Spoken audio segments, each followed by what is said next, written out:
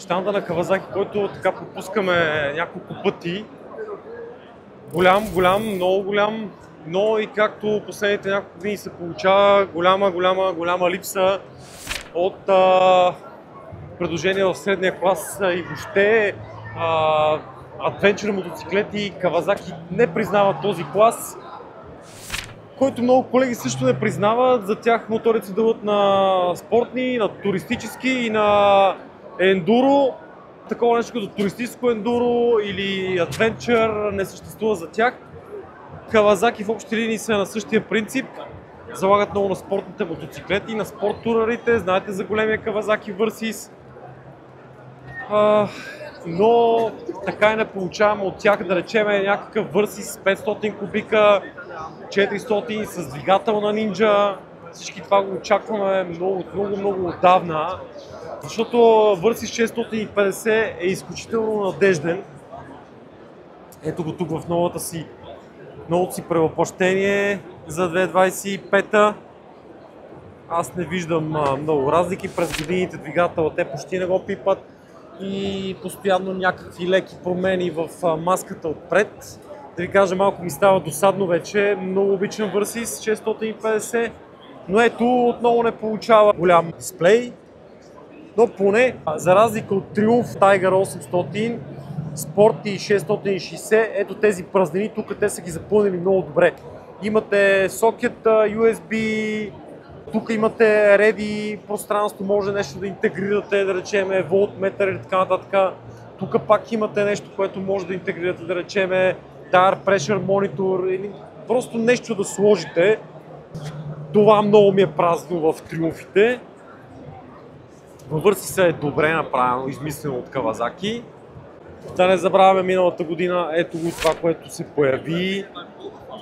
Електрическото хибридче, ако го интегрират и в мотоциклет за дълги разстояния, ще сме много доволни. HEV-Z е това. Kawasaki HEV-Z. На EICMA в Милано преди един месец показаха в една колипка нещо, което прилича на адвенчър мотоциклет с 21-инчови джанти отпред. Очаквах, да ви кажа честно, тайно се надявах тук в Кьон да го покажат.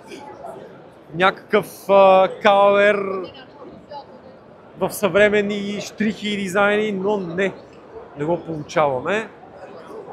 Ето е хилядарката. Даже, извинявам се, 1100 от Versys за тази година, разбира се.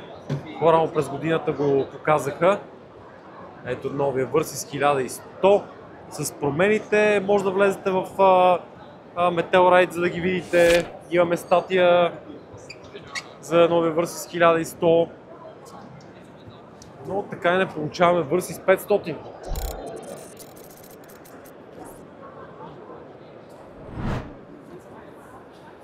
Така, това е моето разочарование от Кавазаки през последните години. Много обичам този бранд.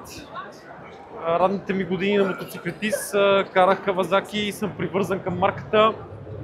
Но това, което аз искам, Soul Traveler мотоциклет, който мога да го кара на черно, без да се представям, че ако го изпусна си щупа двата крака. Нещо около 160-170 кг, както BMW направиха с концепта 450.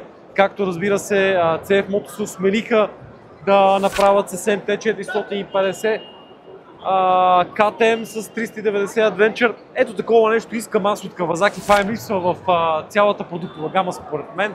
Иначе са невероятни, страхотни, като Suzuki, много здрави машини, много рентабилни, много ги харесвам. Но китайците отсъстват на това изложение в Кьон, в Интермод. Но китайците недолюбвани от мнозина, но трябва да си признаят, че те слушат аудиторията, маркетинговите отдели им работят и пуснаха MT450, който се продава като топъл хляб.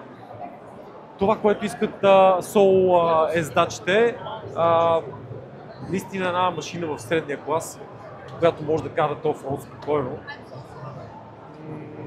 Добре е, че го направиха, виждате BMW, KTM също. Очакваме сега април да реагират с 457 Touarega. Но нито в Милано го видяхме от Априлия, нито тук. Надявам се 2025 вече да имаме и Touareg 457.